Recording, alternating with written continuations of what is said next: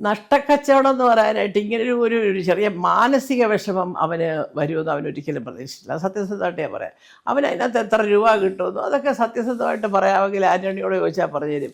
അവനവിടെ പൈസയ്ക്ക് പേശിയിട്ടില്ല, അങ്ങനെ ഇത്ര പൈസ തന്നിട്ട് സംവിധാനമൊന്നും പറഞ്ഞ് വാങ്ങിക്കാൻ പോയിട്ടില്ല, ഒന്നുമില്ല.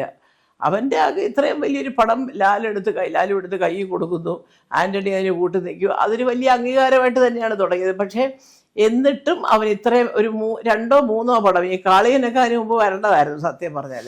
അതെല്ലാം മാറ്റി വെച്ച് ലാലേട്ടൻ്റെ ഒരു വലിയ പടം വന്നതും എടുത്ത് ചാടി പോയിട്ട് അവസാനം ഇങ്ങനൊരു സംഭവം വന്നപ്പോൾ പലരും, ഞാൻ മുരളീഗോപിയോട് നേരിട്ട് ചോദിച്ചത് ഇങ്ങനെയൊക്കെ പറയും, വിടറാൻ്റെ ചുമ്മാ വേറെ പണിയില്ലാത്ത. അപ്പോൾ മുരളി അതൊരു ചെറിയ ഒരു നീരസത്തോടുകൂടി ഇവർക്കൊന്നും മറുപടി അർഹിക്കുന്നില്ല എന്നുള്ളൊരു മട്ടിലങ്ങ് വിടുകയായിരുന്നു. പക്ഷേ എൻ്റെ അടുത്ത് എന്താണെന്ന് വെച്ചാൽ, ഞാനൊരു സ്ത്രീയല്ലേ, എൻ്റെ വിമൻസ് കോളേജിലെ ഗ്രൂപ്പുണ്ട്, ഖത്തറിൽ ഒരുപാട് പേരുണ്ട്, ഓസ്ട്രേലിയയിലും അമേരിക്കയിലും അയർലൻഡിലും ലണ്ടനിലും ഒക്കെ ഒരുപാട് പേരുണ്ട്.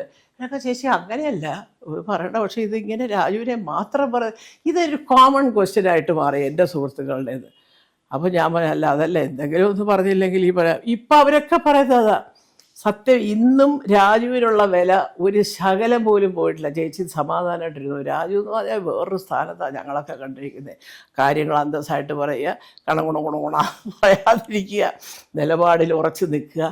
അല്ല, അതൊന്നും എല്ലാവർക്കും പറ്റത്തില്ല ചേച്ചി. പക്ഷെ അന്ന് അത് പറഞ്ഞത് നന്നായി. കാരണം പലരും വിചാരിച്ചു ഇങ്ങനത്തെ സീനൊക്കെ രാജു എഴുതി ചേർത്താന്നുള്ള മട്ടിലാണ് മറ്റദ്ദേഹം പ്രസൻറ്റ് ചെയ്തത്.